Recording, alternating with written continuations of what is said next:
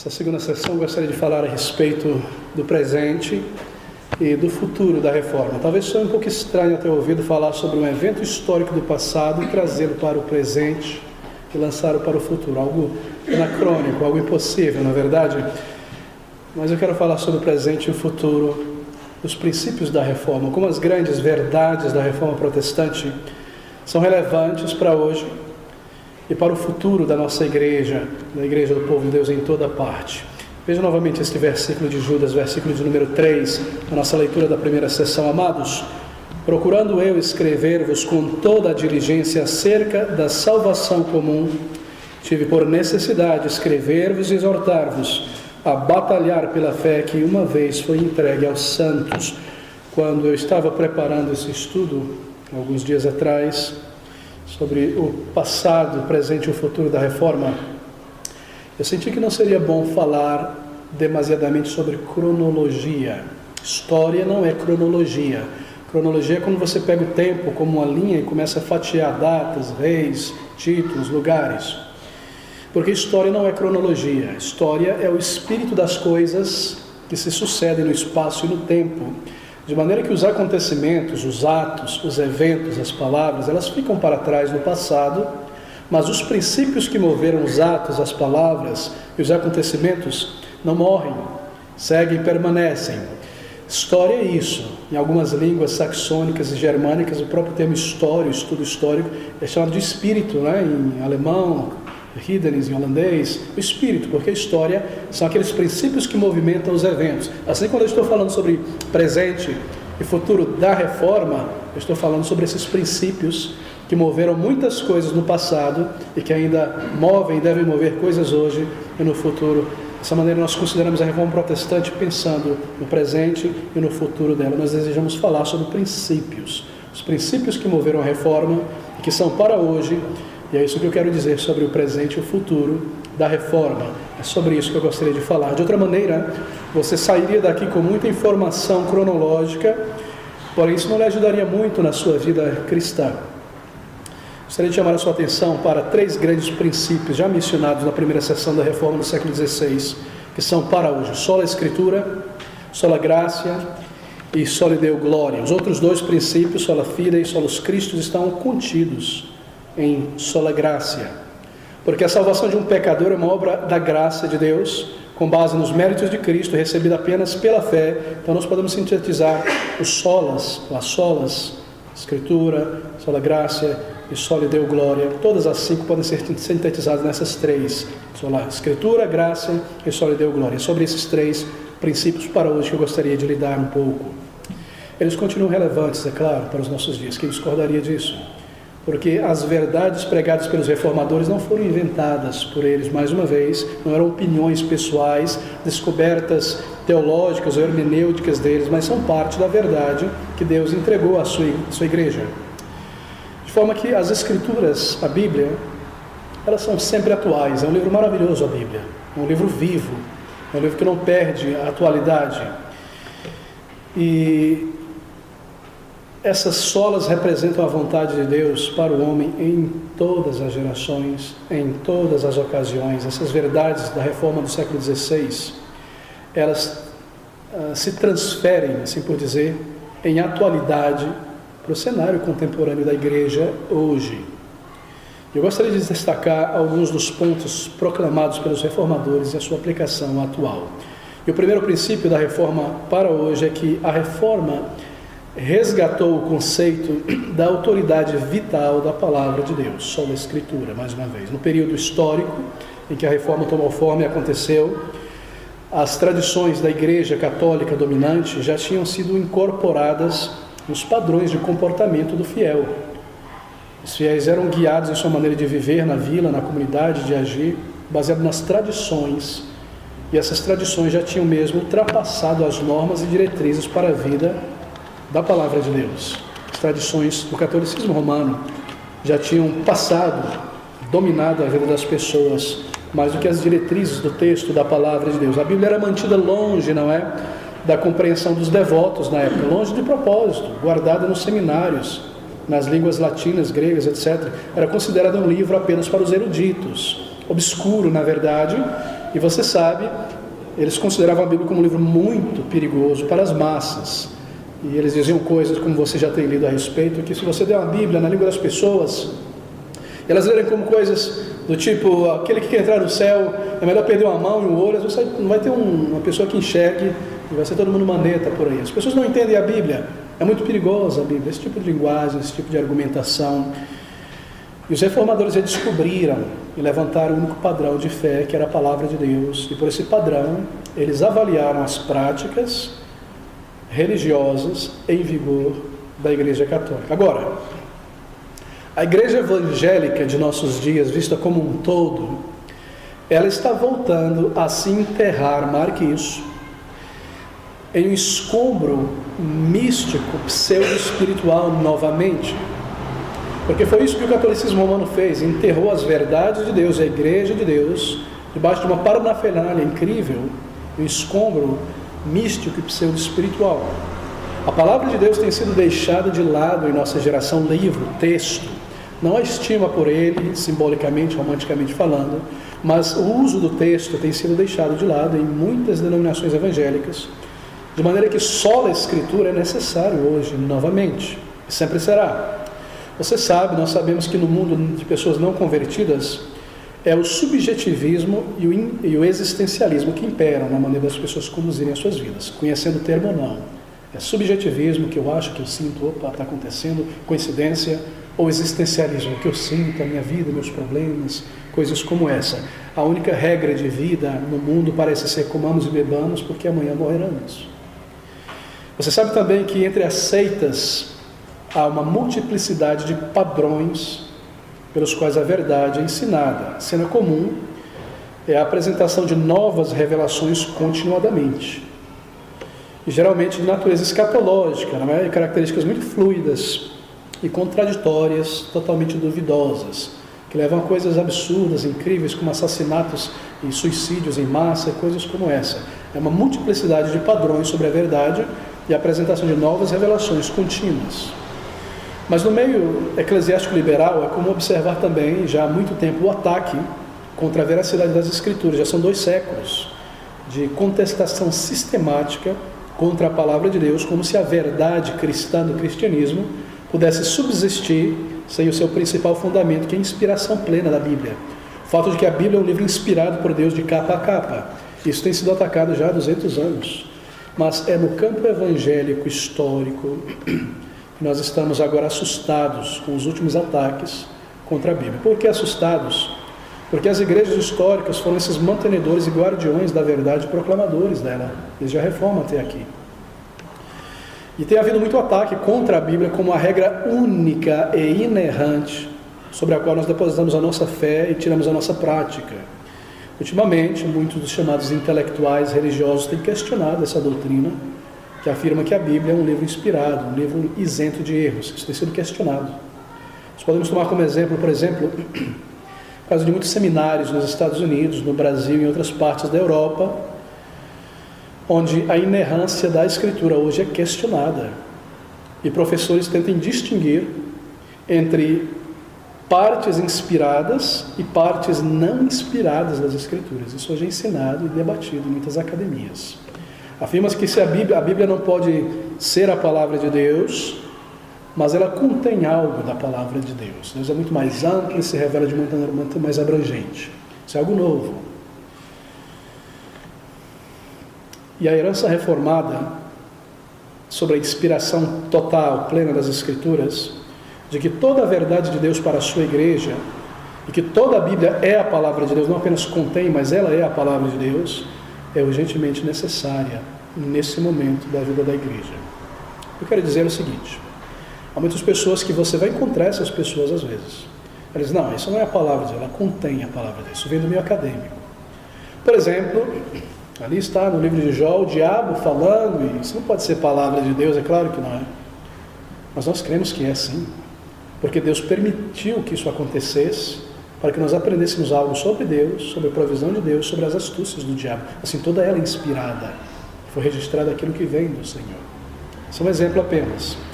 Só a Escritura pressupõe, então, a inspiração total da palavra de Deus. Não que haja partes não inspiradas. O argumento é que muita coisa aqui no Antigo Testamento, em Gênesis, isso é coisa do folclore indígena, judeu, não é? Daquelas coisas da época que se infiltraram aqui. Tem coisa que é ouro, tem coisa que é barro. E esse é o argumento que você ouve da academia, como se Deus não tivesse a capacidade de separar entre o joio e o trigo, a sua própria palavra revelada. Mas só a Escritura pressupõe a inspiração plena da palavra de Deus. Isso deve ser afirmado e reensinado e proclamado em nossos dias e compreendido por todo membro de igreja. Mas esse ataque à suficiência da Escritura não é algo que permanece apenas nos seminários. Porque hoje muitas igrejas no presente operam sobre uma base muito semelhante. Há centenas de igrejas que são inundadas hoje por estratégias que foram tiradas dos princípios da psicologia, dos métodos do mundo de negócio e marketing. Estratégias da psicologia para aconselhar os membros, como se a Bíblia não fosse o suficiente. Estratégias do mundo de marketing, de negócio, para atrair pessoas aqui para o nosso negócio e mantê-las aqui fiéis. Para compensar o que os seus líderes veem como uma insuficiência das Escrituras. Então nós precisamos dos métodos do mundo, das técnicas do mundo, das ideias do mundo, para uma Bíblia que não é suficiente para nos ensinar como pregar, como viver, como levar o Evangelho. Assim, a inerrância e a suficiência das Escrituras são prejudicadas por pressupostos de que a Bíblia ela é insuficiente para uma cultura pós-moderna. Deus não calculou direito as coisas, não previu que o ser humano mudaria, então a Bíblia ficou meio arcaica e nós precisamos de muitas coisas novas. As tradições de muitas igrejas evangélicas hoje, elas são diferentes assim, das tradições do catolicismo romano, de fato. Mas a mentalidade, no entanto, é basicamente a mesma, que a Bíblia não é suficiente.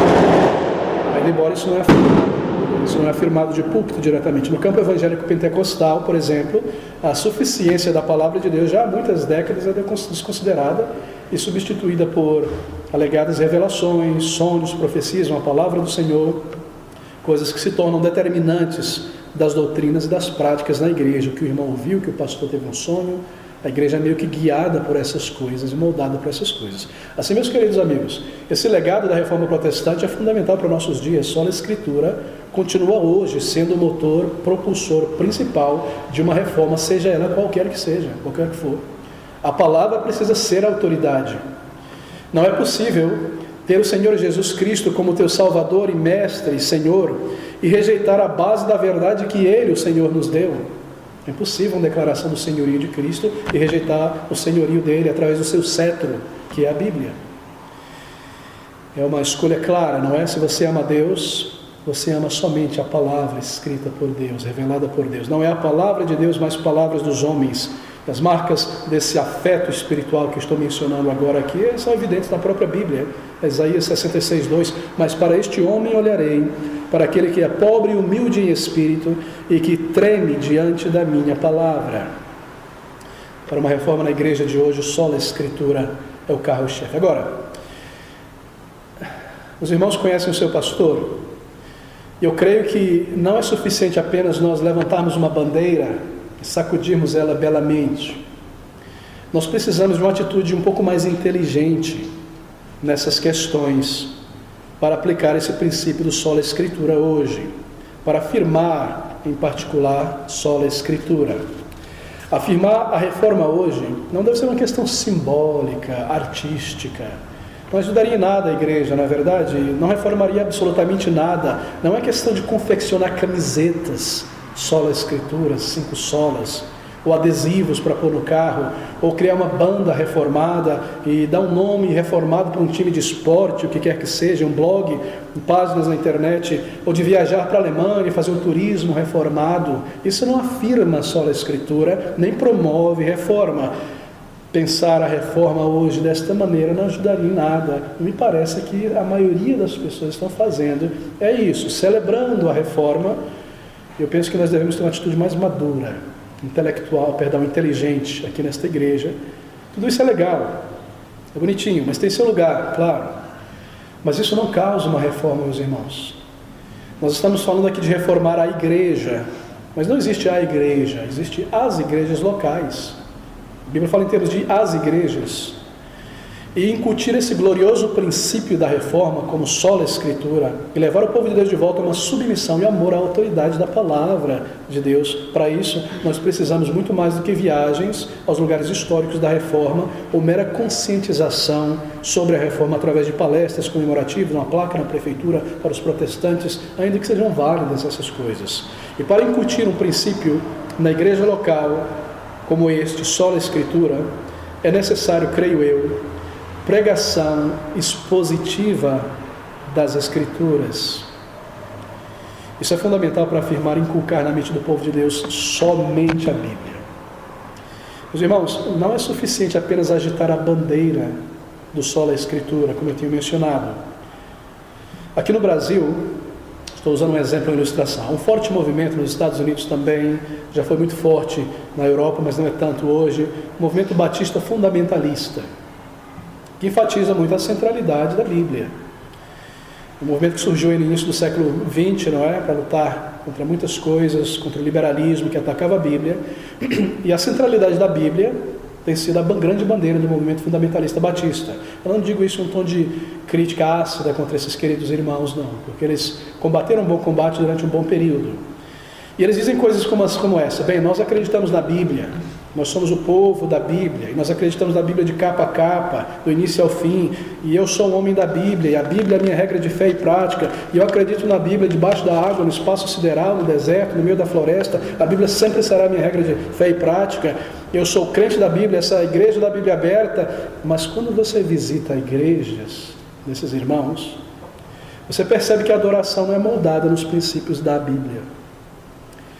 A membresia é composta de muitas pessoas não convertidas, não é uma membresia bíblica regenerada, que as pessoas entram para a membresia ou para a igreja por meio de um sistema de apelo emocional não bíblico, que não é uma igreja evangelística, trabalhadora, dedicada, fiel, e que a suficiência das Escrituras é para eles apenas uma bela bandeira. Uma bela bandeira para ser pendurada, não é real, só a Escritura. Ou seja, nós temos que ter uma atitude um pouco mais madura, inteligente, do que balançar bandeiras do solo da Escritura. E o mesmo se aplica ao movimento neocalvinista no Brasil. 5 solas, 5 pontos do calvinismo. Parece que ser uma igreja reformada é apenas ficar falando sobre os 5 solas e os 5 pontos do calvinismo e estudar a confissão de fé dia e noite sem parar. Mas não tem mais nada de reforma em muitas igrejas que se dizem reformadas. Entre os neocalvinistas, muitas vezes, é uma bandeira para ser pendurado, ser reformado, não é real. Uma bela bandeira, mas nós queremos ser uma igreja reformada, mas nós não queremos ser uma igreja reformada apenas, nós queremos ser uma igreja reformada segundo a palavra de Deus. Os reformadores não voltaram a qualquer reforma ou alguma reforma, eles voltaram à palavra. E esse é um ponto de grande importância em nossos dias, quando muitos grupos reformados, sobretudo entre os batistas, têm surgido em toda parte. Eu acho que a nossa atitude deve ser mais inteligente do que balançar bandeiras. Deve haver uma urgente necessidade de pregar a palavra. E eu creio que a chave hoje, da reforma hoje, sola Escritura hoje, está no ensino expositivo nos púlpitos das Escrituras. Somente a Escritura para nós hoje precisa ser mais do que uma bandeira novamente, do que um adesivo numa camisa, um perfume, uma placa, um blog. Deve materializar-se sola Escritura no ensino contínuo e expositivo aplicado das Escrituras. Eu estou convencido disso. E aqui está o nervo da reforma para nossos dias. Uma pregação expositiva, vigorosa, aplicada, contínua. Deixe a palavra de Deus falar com autoridade novamente. Desliga o projetor, diminua as citações teológicas de autores e de filósofos e acabe com o entretenimento e pregue a palavra, e ensine a palavra e aplique a palavra e molde a igreja no que está escrito na palavra de Deus. Pregação expositiva traz isso, porque ela expõe as verdades. A eficácia da pregação expositiva está em muitas coisas. É por isso que nós podemos ter certeza de que sola Escritura, para a sola Escritura hoje, para a reforma hoje, pregação expositiva é a chave, creio eu. Veja, primeiramente a pregação expositiva, ela magnifica e põe em relevo o livro, a palavra de Deus, e menos o pregador. Uma das tragédias das igrejas evangélicas contemporâneas é esse culto aos líderes, essa adoração aos líderes. Você vê isso muito no meio reformado. onde os pregadores se projetam e projetam sua personalidade, seus rostos, suas pessoas, mais do que a palavra. Mas a pregação expositiva, ela concentra-se nas verdades reveladas e não no pregador.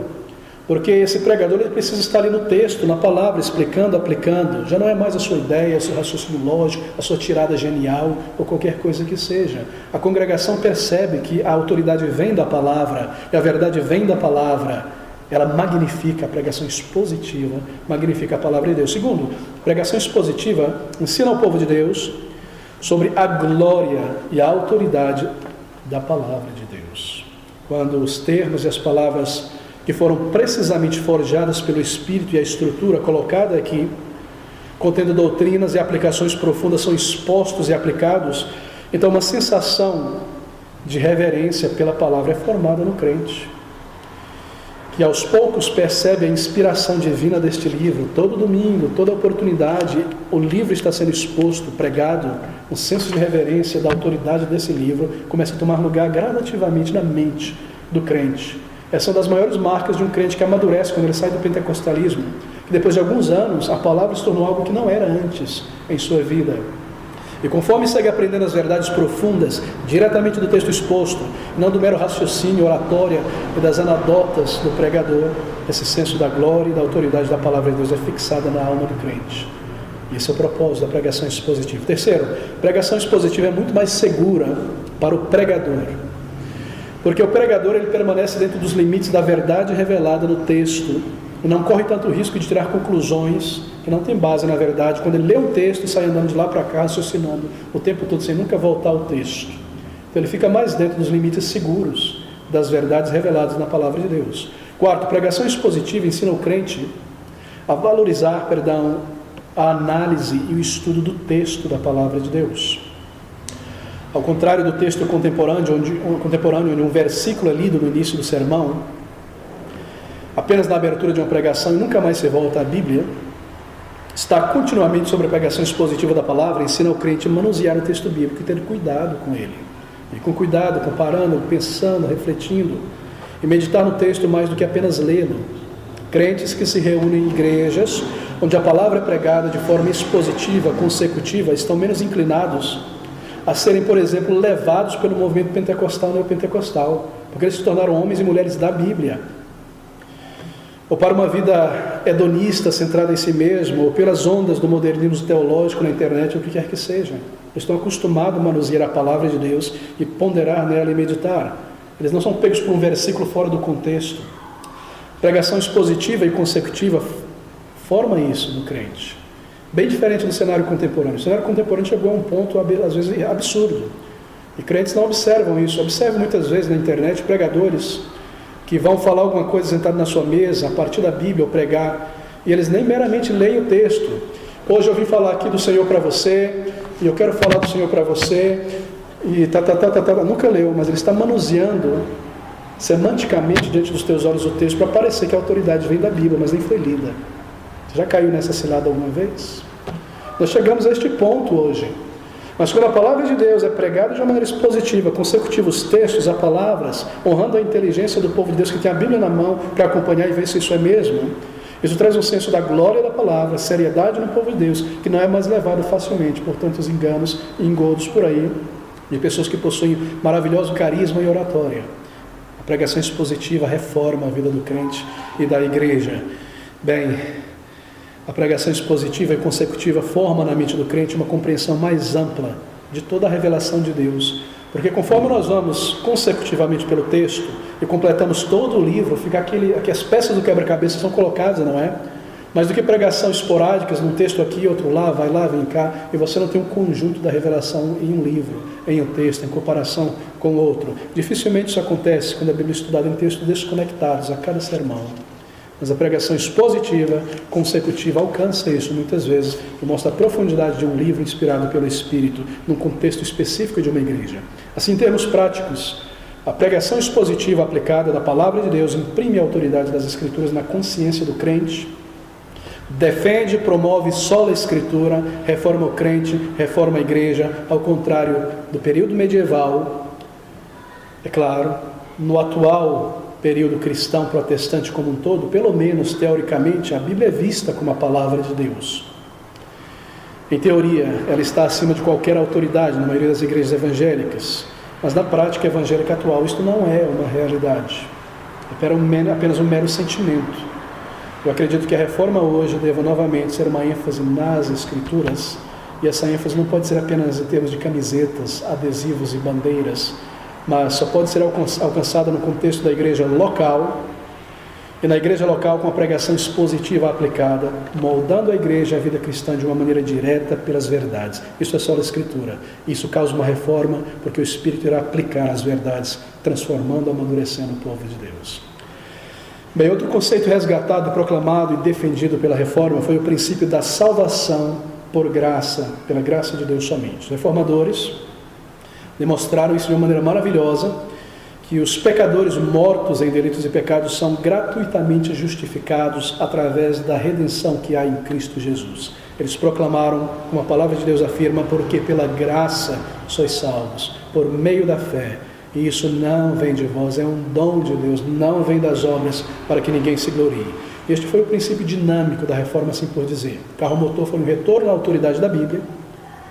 O princípio dinâmico foi essa verdade: salvação é pela graça de Deus, é a dádiva de Deus. Que Deus graciosamente salve pecadores arrependidos por uma perfeita redenção que Jesus já alcançou, por sua vida perfeita, seu mérito, seu sacrifício. Assim, essa declaração de somente a graça, em contraste total com este princípio bíblico, não é proclamado pelos reformadores, a Igreja Católica ensina ainda hoje que graça é apenas uma ajuda para a salvação.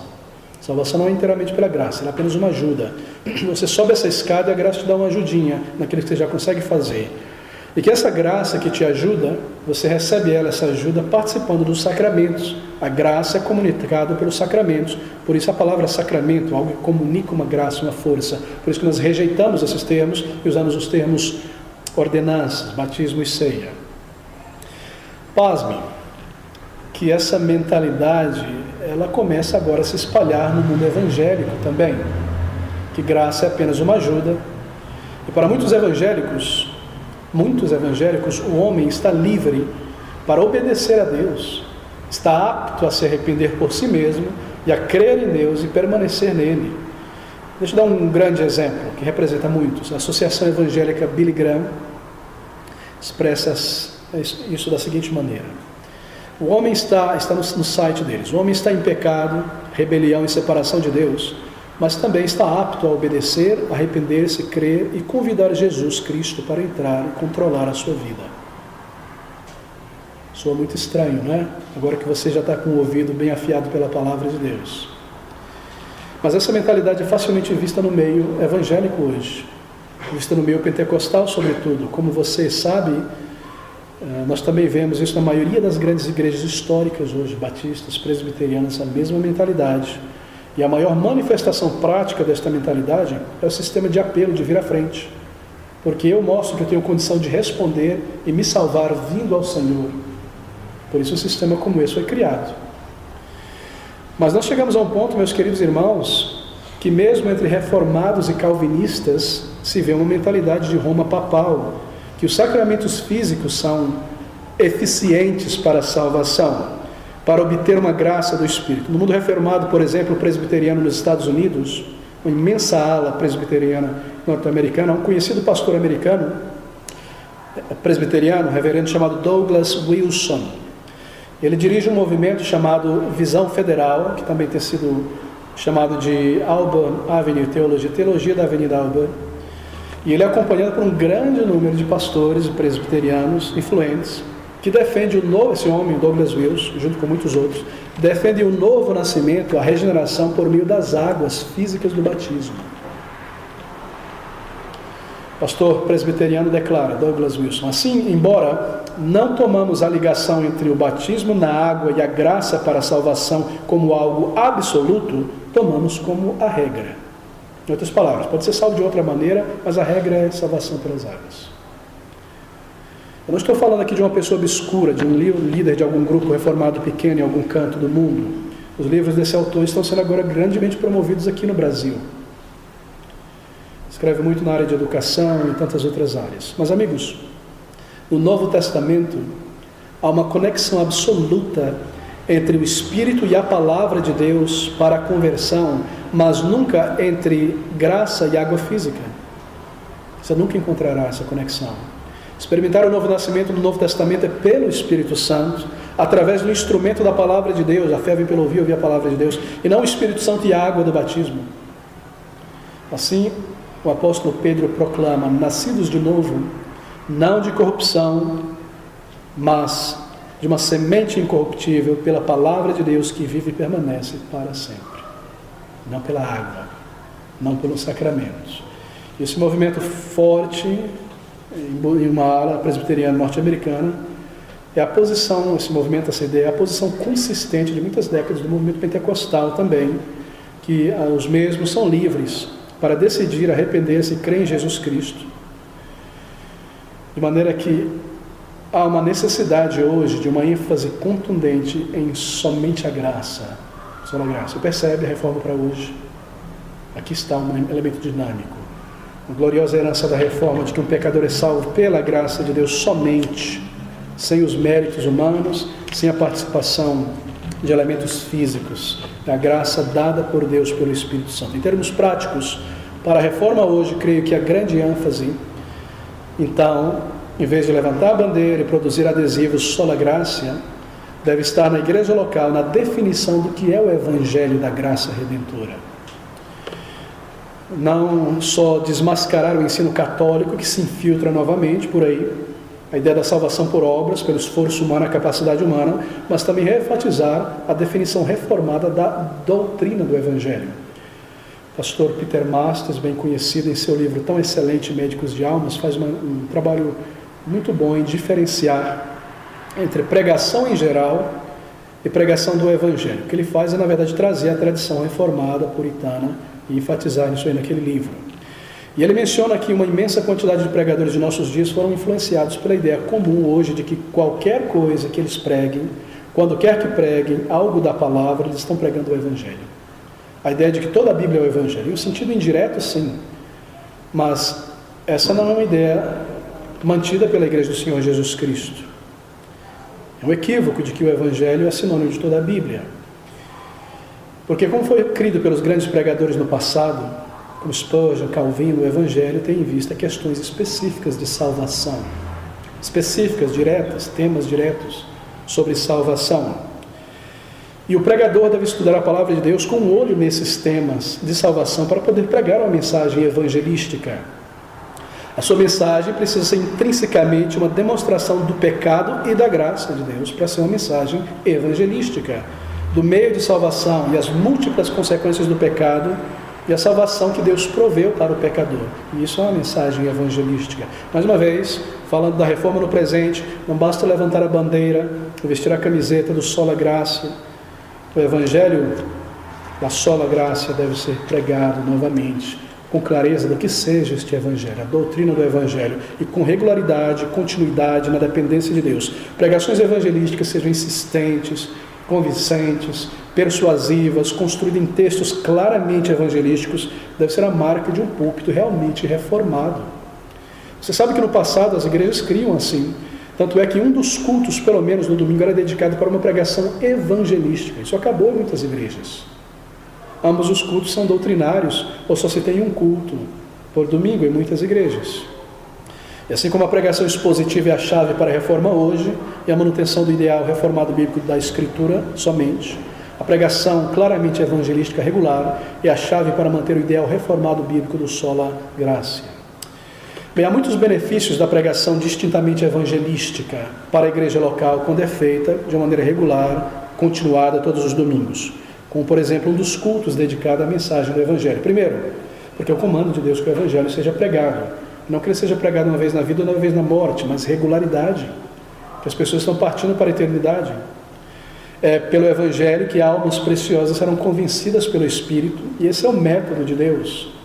Segundo, a pregação regular do Evangelho traz os eleitos para dentro do reino e confronta aquelas pessoas que estão na igreja, mas motivado por qualquer outra coisa além de buscar a Deus. Você sabe que as igrejas são permeadas, igrejas grandes, de muita gente não convertida que não está buscando a Deus, que está ali porque não tem o que fazer à noite, está buscando uma esposa, buscando um marido, um lanche, vender algum produto.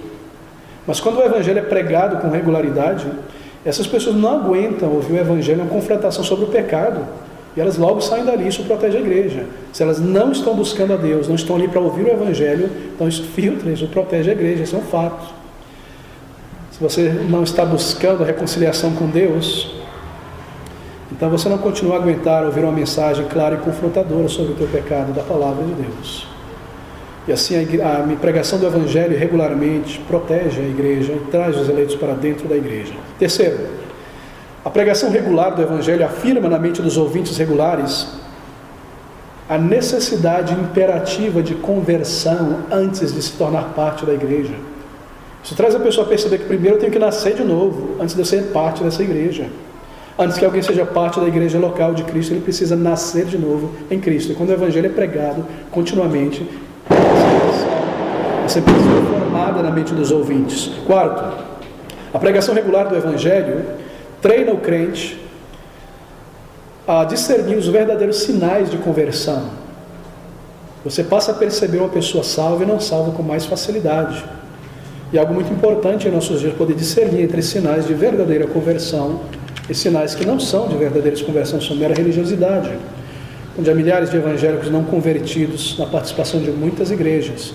Quinto, a pregação regular do Evangelho treina o crente que ouve regularmente os argumentos evangelísticos para usar em seu testemunho pessoal ao longo da semana. Deus é muito mais sábio do que nós a determinar a pregação do Evangelho de uma maneira contínua. Irmãos, nos nossos dias não basta apenas assinar a bandeira sola gracia, é necessário resgatar a pregação distintamente evangelística, contundente, contínua, regular, persuasiva. Essa é a reforma para hoje. Essa é a reforma para os nossos dias. Um terceiro grande princípio bíblico da reforma que é para hoje é o princípio de que toda a glória deve ser dirigida somente a Deus. Em tudo. Só lhe deu glória. Os reformadores perceberam isso, que o princípio de dar louvor e glória a Deus somente segue logicamente os outros princípios solas. Porque se justificação é somente pela graça de Deus, é somente através de um dom, uma dádiva de Deus, através da fé que Deus dá, e é somente em Cristo que é Deus, então glória, louvor seja unicamente dado a Deus, em todas as coisas e sempre. E eles ensinaram, e eles viveram esse princípio, e esta é a resposta adequada e sincera de um crente. Somente a Deus seja glória, e não Maria, e não o Papa, e não os santos, e não qualquer outra pessoa. Estou absolutamente solene nas palavras do profeta Isaías: não é santo, santo, santo é o Senhor dos exércitos, toda a terra está cheia da sua glória. Eu preciso ir direto ao ponto na aplicação deste ponto aqui. Em nossos dias, o campo de combate do só lhe deu glória, a reforma de fato, a luta pela manutenção desse princípio, só lhe deu glória, onde ele é lutado, combatido na igreja evangélica atual, é na adoração a Deus na igreja. É ali que está a grande trincheira. Eu creio que ali na adoração do povo de Deus na igreja está a grande trincheira de combate, a frente de combate para a manutenção do princípio só lhe deu glória. Amigos, você sabe, reverência deve começar no lugar de adoração. Se não começa ali, não começará em nenhum outro lugar na vida do crente. Que a glória de Deus é afirmada ou desprezada em nenhum outro campo mais intrinsecamente do que na adoração dele pelo seu povo na igreja. Que no culto público do povo de Deus, é Deus quem estabelece o que é aceitável em sua adoração, em seu louvor, e quem diz o que não é aceitável. Um dos grandes princípios resgatados na reforma foi esse, que só Deus tem o direito de determinar a forma correta e verdadeira de sua adoração, e não os crentes. Deixa-me ilustrar o que eu estou dizendo aqui, você perceberá. Eu já trouxe essa ilustração antes. O que você pensaria se durante um culto evangélico, não católico, evangélico, protestante, o pastor fizesse o sinal da cruz no púlpito, antes de começar a pregar? O que você acharia de um negócio desse? Ou que os diáconos da igreja entrassem antes da mensagem ser pregada e o pastor pregar com uma grande Bíblia carregando e marchando e posto solenemente no púlpito, e fizessem coisas como essa? O que você acharia disso? ou que se fosse aceso o incenso num canto ou no outro canto da igreja, simbolicamente representando as nossas orações que vão ser levadas ao Pai, ou que o pastor, no momento da ceia, ele se prostrasse diante dos elementos da ceia, beijasse e depois começasse a dividir. O que você acharia de uma coisa dessa? Eu tenho certeza que cada um de nós, condenaria essa prática, não é verdade? Claro que sim. Mas por quê? Porque elas não são só da Escritura, elas não são bíblicas. Elas foram criadas na igreja, mas não tem sanção bíblica para isso. Deus não exige, nem estabelece essas coisas em seu culto de adoração. Assim, elas não são válidas, não são aceitáveis, porque são invenções de homens introduzidos na adoração. A Bíblia não nos ensina a fazer sinal da cruz, acender velas, queimar incenso, procissão.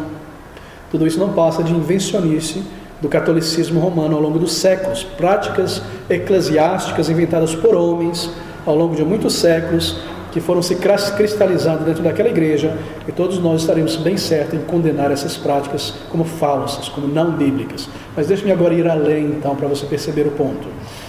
Esse era um culto evangélico. O culto começasse, logo no início, com uma apresentação de solo do pastor. E o pastor, logo na sequência, chamasse uma banda evangélica, e depois viesse uma coreografia evangélica, simbolicamente representando o trono de glória de Isaías e os anjos adorando, alguma coisa assim. Claro, tem que ter alguma razão por trás. Então, houvesse um coral cantando belos hinos, enquanto a congregação se deleita maravilhosamente, diz amém, amém, aleluia. E as orações fossem feitas em conjunto, todo mundo orando ao mesmo tempo, em voz alta.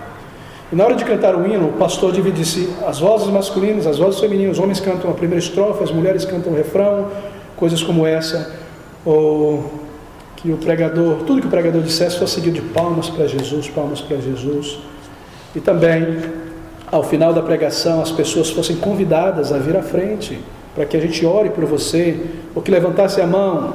E se o culto fosse culto da noite, não fosse um culto, mas fosse um culto musical, a palavra não fosse pregada, fosse só uma cantata de Natal ou apenas alguma cantata, sem pregação da palavra, só uma palavrinha no final, 5 minutos, 10 minutos, para não entediar ninguém. E se a mensagem fosse uma série de imagens do data show, andando de lá para cá, coisas como essas, os versículos ali, e o pregador devesse caminhar entre as pessoas, impondo as mãos, e no final do culto ele fosse tirado do palco com uma nuvem de fumaça, alguma coisa maravilhosa, para concluir o domingo e iniciar a semana. Será que essas práticas seriam tomadas como erradas entre os crentes evangélicos? Creio que não. Creio que não. Por quê? O que torna estas práticas mais aceitáveis aos olhos de crentes do que aquelas anteriores, do incenso, do sinal da cruz e tudo mais? O que as torna mais aceitáveis pelo povo de Deus é que essas práticas já fazem parte da cultura evangélica há muitas décadas. No entanto, elas simplesmente não têm qualquer base sola escritura na palavra de Deus. Elas foram introduzidas gradativamente, copiadas uns dos outros nas igrejas e trazidas para as igrejas. Tudo isso não passa de invenção evangélica, que foi copiada ao longo dos anos, e pastores desavisados, mal preparados, permitiram essas coisas, porque traziam algum resultado pragmático em atrair pessoas domingo após domingo. Assim, elas não são válidas ou aceitas, porque são invenções de homens introduzidas no culto do povo de Deus a Deus. O que diferencia elas das práticas católicas romanas, do incenso, do sinal da cruz? Absolutamente nada em termos espirituais bíblicos. Ambas são pura estética, puro entretenimento, foi trazido para dentro da igreja, até que os reformadores chegaram e disseram: para fora com o teatro e a parafernália católica romana. Essa é exatamente a mesma postura que nós temos que ter hoje. Para fora com o teatro pentecostal e a parafernália pentecostal que invadiu igrejas históricas, porque a adoração contemporânea, queira ou não queira, é a adoração pentecostal que foi trazida para igrejas históricas. Adoração exuberante, estética, dos sentidos, do entretenimento, da minha habilidade no instrumento, com a minha voz antropocêntrica, da projeção do ego, da habilidade da pessoa. Isso não é bíblico. Isso não vem da palavra de Deus. E creio que nós devemos considerar com seriedade, muita seriedade, essas questões. Aqueles reformadores enfrentaram aquelas práticas católicas romanas e conseguiram perceber através delas quão distante estavam da palavra de Deus. Mas será que nós encaramos essas práticas evangélicas de hoje, lendo através delas e com seriedade encaramos quão distante elas estão da palavra de Deus? Somos nós reformadores ou apenas pessoas que vestem camisetas da reforma? Só lhe deu glória, meus queridos irmãos. O que a igreja protestante de nossa geração está fazendo ao permitir estas coisas? Ela está fazendo o inverso da reforma protestante. Ela está voltando ao culto católico romano, da estética, das luzes, dos vitrais, das grandes catedrais, da estética, da impressão sobre a emoção. Era para isso que construía grandes coisas belas, para impressionar os sinos, as velas, os incensos, os mantos, pressionar os sentidos, enterrar a palavra de Deus por trás de tudo isso aí, das cores dos movimentos. É a glória de Deus que está em vista nessa questão. A glória de nosso Deus. Ou o culto é vertical, inteligente, dirigido a Ele, tem Ele no centro, ou ele é horizontal, uma apresentação com o adorador e seu prazer no centro. Não há meia questão nisso aqui. Ou nós vemos através disso, ou nós fechamos os olhos para isso. E foi através do estilo do culto contemporâneo, que em sua essência, como eu disse, é pentecostal e católico romano, que muitas igrejas sucumbiram ao mundanismo. O culto bíblico é um campo vital pelo combate da luta para a reforma hoje. Mais uma vez mencionando o pastor Peter Massas, em um livro maravilhoso escrito por ele, chamado Adoração em Crise. A editora Princípios Reais está revisando esse livro para lançá-lo novamente com o título A Essência da Adoração. Ele foi muito perspicaz em capturar o que está acontecendo no cenário protestante já há 40, 50 anos. E ele coloca no culto bíblico o ponto-chave da luta pela manutenção de uma igreja realmente reformada de acordo com a palavra de Deus. Eu vou fazer uma citação um pouco longa, mas importante, eu chamo sua atenção para ela, então nós concluímos aqui essa segunda sessão. Ele diz: a adoração é o assunto mais importante que confronta as igrejas bíblicas na atualidade. Há alguns anos, um grupo de líderes influentes desencadeou uma tentativa de aproximar católicos e evangélicos, propondo cooperação na obra de evangelização das nações.